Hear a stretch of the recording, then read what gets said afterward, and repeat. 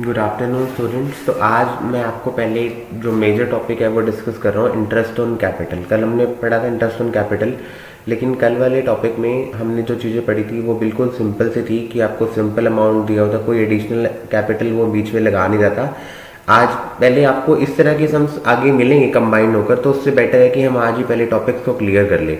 तो interest on capital में हमें मेजरली क्या समझना होता है उसके बारे में बता देता हूँ मैं आपको एक बारी, ठीक है, कि क्या आपके लिए ज़्यादा हाईलाइट करने वाला है उसके बारे में हम देखते हैं एक मिनट, ठीक है। लाइक क्या स्टेटमेंट है यहाँ पे, X and Y are partner in the ratio of 2:1। ये तो सेम हम पढ़ते ही आ रहे थे कि उनकी रेशियो आपको गिवन होगी। पैसे भी बता रहे हैं बेटा, शुरू में कितने लगा रहे हैं कि उन्होंने अपनी कैपिटल स्टार्टिंग में बता रहा है बेटा वो 8 लाख एंड 6 लाख, यानी 8 लाख तो एक्स लगा रहा है बेटा और 6 लाख लगा रहे हैं यहाँ पे वाई लगा रहा है। कब लगा रहे हैं, डेट हमें गिवन दी हुई है 1 अप्रैल 2020, यानी जो ईयर एंड होएगा वो 1 अप्रैल से 31 मार्च तक का है। उसके बाद एक्स ने पैसे और लगाए हैं बेटा, कितने रुपए लगाए हैं बाद में, 2 लाख रुपए उसने एडिशनल कैपिटल लगाई है अपनी 1 अगस्त को। तो अब बेटा वो इंटरेस्ट यूं तो है नहीं कि उतने पे ले लेगा, इंटरेस्ट तो वो ज्यादा मांगेगा क्योंकि उसने बीच में पैसा बढ़ा दिया, 8 से अपना कितना कर दिया, 10 लाख कर दिया। ऐसे वाई ने भी क्या कर दिया बेटा, अपना पैसा इंट्रोड्यूस कर दिया, बाद में 4 लाख रुपए उसने और लगा दिए। उसने कब लगाए हैं बेटा, 1 जुलाई को लगाए हैं। तो अब हमें इंटरेस्ट ऑन कैपिटल कैलकुलेट करके दिखाना है। देखा जाए तो दोनों के पैसे सेम हो गए, 8 और 2 10, 6 और 4 10, लेकिन इंटरेस्ट ऑन कैपिटल इनका अलग अलग निकलेगा। इंटरेस्ट ऑन कैपिटल का रेट है 12% पर एनम। हमें कैलकुलेट करना है इंटरेस्ट ऑन कैपिटल कितना बनेगा और कौन यहाँ पर कम देगा और कौन ज्यादा देगा, who will get more amount and how much. यहाँ पे हमें कैलकुलेट करना है कि कौन ले रहा है और कितना ज्यादा अमाउंट यहाँ से वो रिसीव कर रहा है। क्लियर। तो बेटा क्वेश्चन हमने रीड कर लिया अच्छे से, अब बात करते हैं सॉल्यूशन की कि कैसे इसका सॉल्यूशन किया जाएगा। तो हम यहाँ पे इंटरेस्ट ऑन कैपिटल निकालेंगे बेटा, दोनों का, एक्स का और वाई का। सबसे पहले निकालते हैं बेटा आप एक्स का, interest on capital of x. अब एक्स का भी निकालने के लिए पहले मैंने आपको बताया था ना कि एक्स और वाई दोनों ने ही बेटा स्टार्टिंग में तो जो अपने पैसे लगाए थे 8 लाख और 6 लाख, जब शुरू में ही उसने मुझे पैसे दिए ही 8 लाख है तो मैं उसको ब्याज भी कितने पे दूंगा बेटा, 8 लाख के ऊपर ही दूंगा। उसने ये पैसा मुझे कब से कब तक दिया बेटा, 1 अप्रैल से लेके दोबारा वो चेंज कर रहा है अपना पैसा 1 अगस्त तक का। तो मुझे interest on capital of x का अलग अलग पार्ट से निकालना पड़ेगा। तो सबसे पहले तो मैं इसको दूंगा फ्रॉम 1 अप्रैल टू 1 अगस्त। तो 1 अप्रैल से बेटा 1 अगस्त तक कितना टाइम होता है आपका, 1 अप्रैल से 1 अगस्त तक होता है हमारे कितने हो गए, अप्रैल मई जून जुलाई, कितने हो गए, 4 मंथ का देंगे बेटा आप इसको इंटरेस्ट। तो कैसे निकालेंगे आप इंटरेस्ट, यहाँ पे आपको फॉर्मूला पता ही है बेटा, ये तो आप principal into rate into 100 into time, 8 lakh into क्या रेट ऑफ इंटरेस्ट दिया हुआ था मैंने बेटा, 12 दिया हुआ था, 12 डिवाइड बाय 100 और इनटू में आपने क्या कर देना है, कितने मंथ है 4 और ईयर में कितने होते हैं बेटा 12, तो 4 डिवाइड बाय 12। इसको सोल्व करोगे तो 12 से 12 कैंसिल हो जाएगा बेटा आपका, 0 से 0 कैंसिल हो जाएंगी, ये आ जाएगा आपका 32,000। ये तो कर लोगे बेटा, इसमें तो कोई ज्यादा बड़ी बात नहीं है। अब नेक्स्ट है बेटा, अब आगे उसको कितने से कितने टाइम का मिलेगा, उसने पैसा चेंज करा 1 अगस्त को, कितना कर दिया, 8 से बढ़ा के 10 लाख कर दिया बेटा। तो from 1 August two year and कब होएगा बेटा, 31 मार्च। अब साल में बेटा 12 महीने होते हैं, 4 का तो हम दे ही बैठे उसे, तो अब आगे कितने महीने का मिलेगा उसको, यानी फिर 8 मंथ्स। क्लियर, ज्यादा कंफ्यूज होने की जरूरत नहीं है, साल में 12 ही महीने होते हैं, तो अब यहाँ पर उसे कितने टाइम का मिल जाएगा, 8 मंथ्स का मिल जाएगा।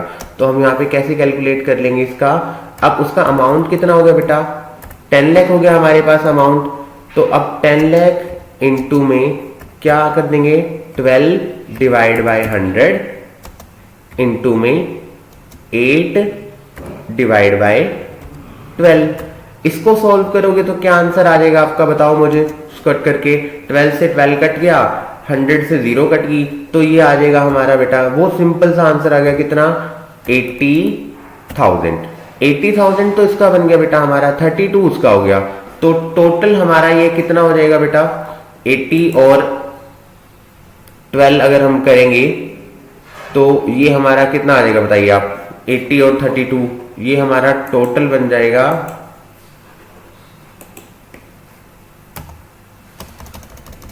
1,12,000। ठीक है, टोटल इज इक्वल टू हो गया हमारा कितना 1,12,000। ठीक है, अब सिमिलर एज अपना वाई का कैलकुलेट कर लेते हैं बेटा। ठीक है, अब बात करते हैं बेटा वाई की। तो फॉर वाई कैसे कैलकुलेट होगा आपका फॉर वाई। वाई के लिए हमें क्या करना है बेटा कितने से कितने टाइम का लगाना पड़ेगा। शुरू में वाई ने लगाए थे बेटा 6 लाख रुपए इंट्रोड्यूस करे थे हमारे को। टाइम कब से कब तक का था, 1 अप्रैल से लेके बेटा 1 अप्रैल से लेके इसने अपने पैसे चेंज कर दिए थे बेटा 1 जुलाई को चेंज कर दिए थे। तो हमें इसको देना पड़ेगा फ्रॉम 1 अप्रैल